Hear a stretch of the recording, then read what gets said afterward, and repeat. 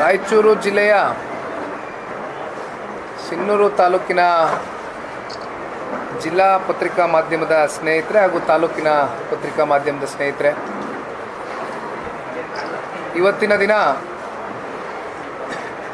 ಪಕ್ಷದ ಕಡೆಯಿಂದ ತಮ್ಮೆಲ್ಲರಿಗೂ ಗೊತ್ತಿರತಕ್ಕಂಥ ವಿಚಾರ, ಕಳೆದ ಹಲವಾರು ದಿನಗಳಿಂದನೂ ಕೂಡ ರೈತರು 4 ಜಿಲ್ಲೆಯಲ್ಲಿ, ವಿಶೇಷವಾಗಿ ಕೊಪ್ಪಳ, ವಿಜಯನಗರ, ಬೆಳ್ಳಾರಿ ಸೇರಿದಂತೆ ನಮ್ಮ ರಾಯಚೂರು 4 ಭಾಗದಲ್ಲಿ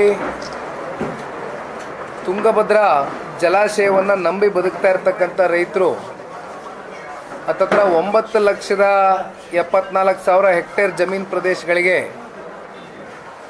ಒಂದು ನೀರಾವರಿ ತುಂಗಭದ್ರಾ ಜೀವನದಿ ಮೂಲಕ ಪ್ರತಿ ವರ್ಷವೂ ಕೂಡ ಕೃಷಿಯನ್ನು ಬೆಳೀತಕ್ಕಂಥದ್ದಕ್ಕೆ ಸಾಕಾರ ಆಗಿದೆ.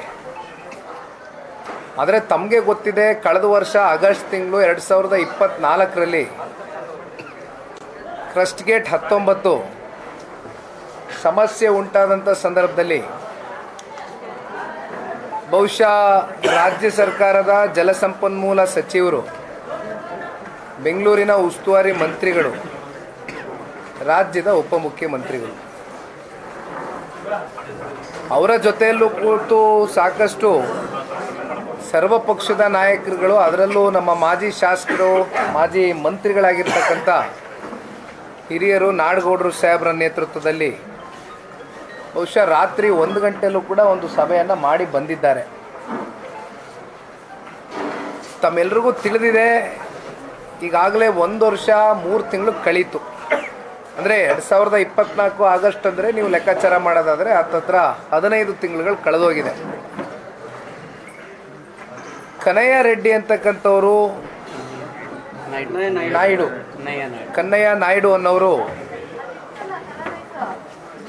ಈ ಹಿಂದೆ ಶ್ರೀ ನರೇಂದ್ರ ಮೋದಿಜಿಯವರು ಮುಖ್ಯಮಂತ್ರಿಗಳಾಗಿದ್ದಾಗ ಗುಜರಾತ್ನಲ್ಲಿ